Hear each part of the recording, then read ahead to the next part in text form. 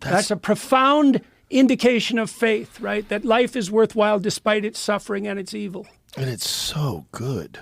Like the work, like look at his foot.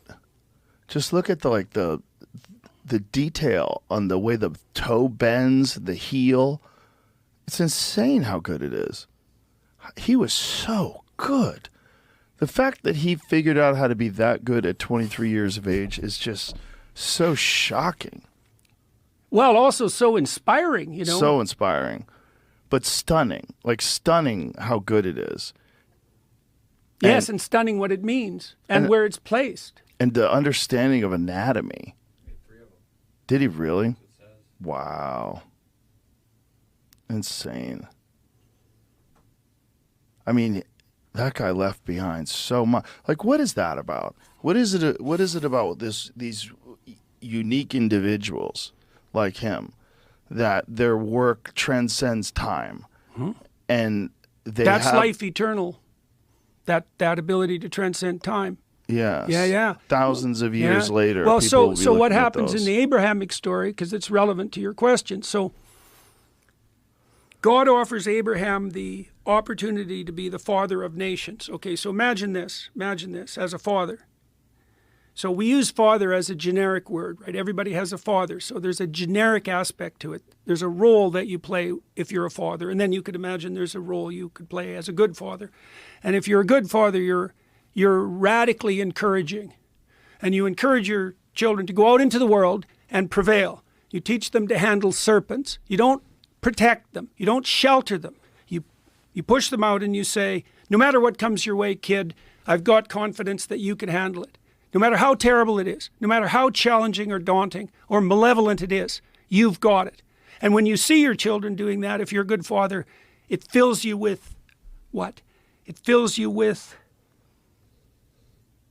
gratitude and love to see your children acting that out, even at an early age, to taking the risks of their first steps or climbing their first play structure or going out in the playground to make new friends when they're strangers or going off to school alone. All of that, you think, it's dangerous out there. It's like, good, go. I know you can handle it. Okay, so that's what Abraham plays out. He plays out that archetypal role.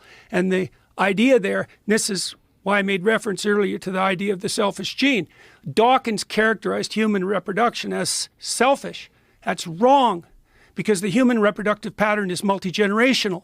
And if you want to establish the pattern of fatherhood that's going to cascade down the generations, that will make your descendants successful in the multi-generational manner, then you follow the spirit of adventure and you imbue your children with that confidence. And that's how that pattern that establishes the dynasty, so Abraham is the father of nations, is established. So human reproduction is way more complex than just sex. Far more complex.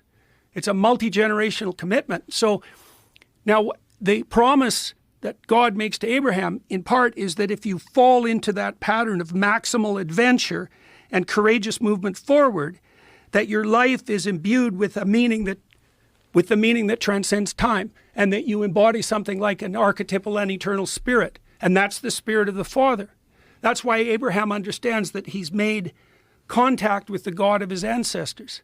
And if you're a good father, you have that spirit dwelling within you. And the Christian insistence is that that spirit's identical to the logos that bears the weight of the world on its shoulders voluntarily.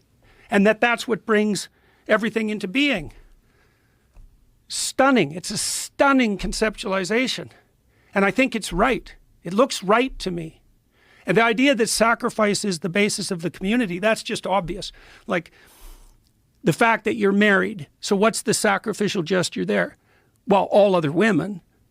That's sacrifice number one. Then it's not about you. It's also not about your wife. It's about the stability of your union across time. And it's about the stability of that union insofar as that's a reliable foundation for your children. So that's sacrificial too. You give up your whims in the present so that the future's stabilized. You give up your immaturity so that your children can thrive. That's all sacrificial gesture. And we figured that out. That's why we put the crucifix at the center of our society.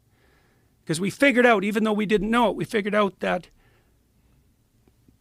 the stability of the community is predicated on the willingness of the individual to sacrifice. And the exploration in the New Testament is the limits of sacrifice, right? So do you think that that's what people think of when they think of the cross? It's very hard to think about. Very hard to know what people think about. I would say it depends on their level of sophistication. Right, that's what I'm Right, getting at. yeah. I don't think it's ever been explained to me that way.